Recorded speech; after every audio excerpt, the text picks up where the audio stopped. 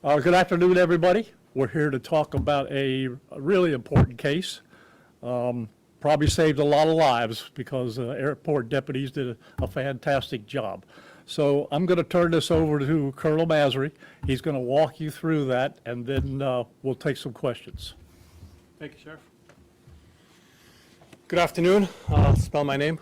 Last name Masry, M-A-S-R-I. I'm a colonel of Palm Beach County Sheriff's Office. Like Sheriff Bradshaw said, this incident could have been significant, could have potentially cost loss of life, and luckily the airport employees and airport deputies acted appropriately and were able to get to this point where we are today, suspect in custody.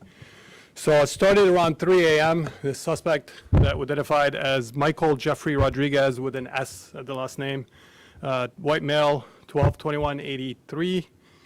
Was driving on North Lake Boulevard. He was stopped by Palm Beach County Police for speeding.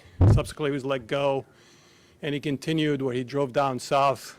Our investigation, we did extensive investigation to find this information out, where he parked at the Kennel Club, Belvedere, and Congress. He was there for a while before the security there told him to move on. He had no reason being there, business being closed. He then proceeded to arrive at PBIA around 5 a.m. When he first arrived, he made contact with one of the parking enforcement people and asked her what time the first flight arrives or people start coming in. She didn't think much of it. Obviously, anybody can come up there and pick up passengers or leaving for an early flight.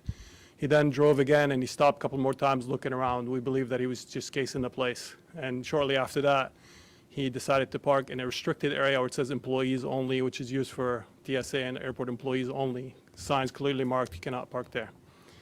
Now, to the naked eye or anybody there, they can see people are allowed to park there, especially being employees, so it's hard to tell which one is parked there.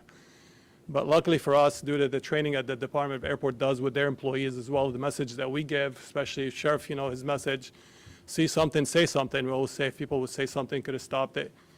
An employee did see something that he thought was unusual. The guy standing outside looking at something that appeared to be a journal of some sort, or right by the car looked suspicious to him. He notified PBSO, and the deputies shortly responded.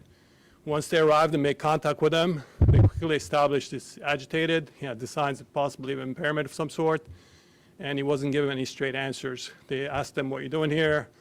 Gave several conflicting stories to include, "I'm waiting for my Army buddy to arrive. I'm picking up somebody. I'm flying out of here. I'm trying to get a ticket." A bunch of answers that didn't match. As they were talking to him, they ran the tag, obviously, on the car. It came back as a rental car. And when they asked him whose car is that, it's not rented to him.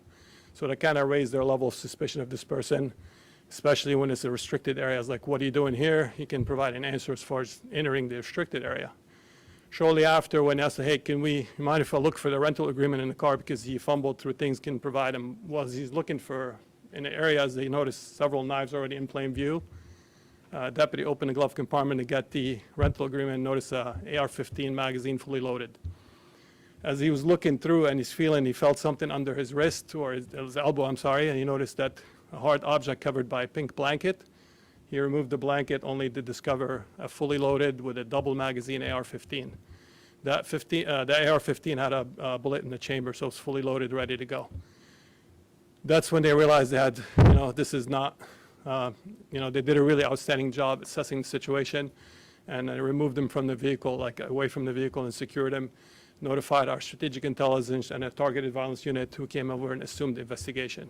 Obviously, our notification included our federal partners, the FBI specifically. They responded and assigned an investigator. Several investigators actually with us on scene. We worked with them hand in hand.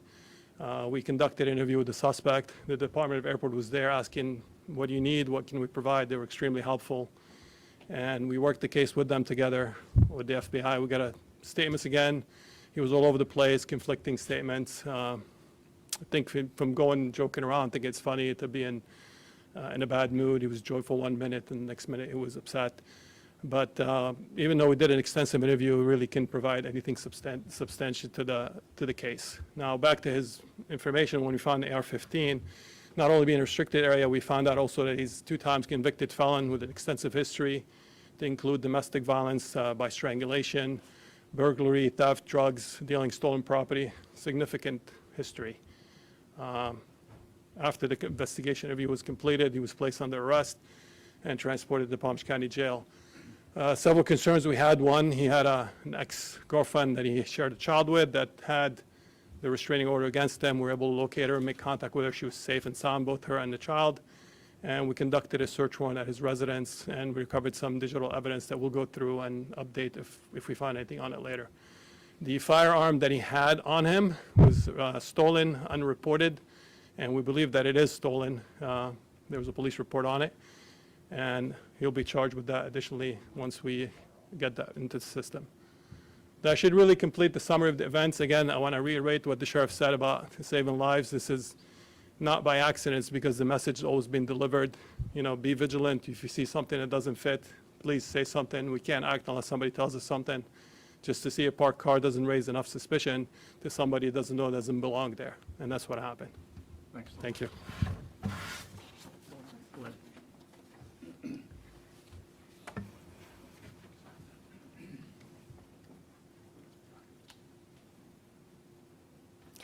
Good afternoon, everyone. I'm Sarah Baxter. I'm the Vice Mayor of Palm Beach County and also the Commissioners of District 6. First and foremost, we want to express our sincerest gratitude to the employee who made the initial report for the quick response by the Palm Beach County Sheriff's Office and airport's operations staff. We also would like to thank our federal partners for their overwhelming show of support yesterday, including the Transportation Security Administration, the Department of Homeland Security, the Federal Bureau of Investigations, and the United States Secret Service, and Federal Air Marshal Services.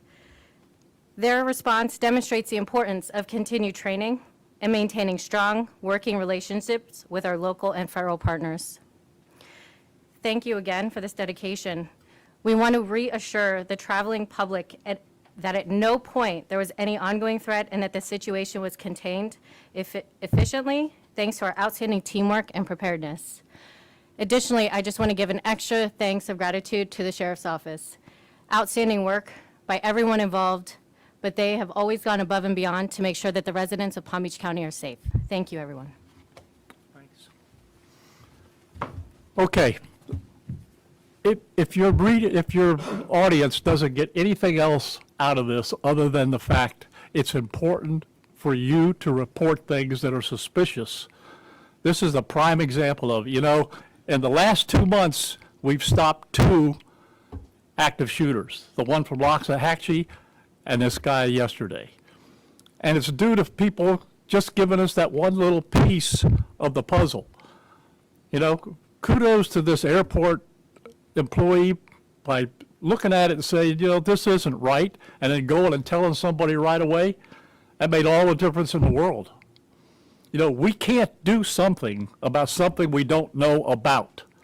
That's why the program of See Something, Say Something is so important.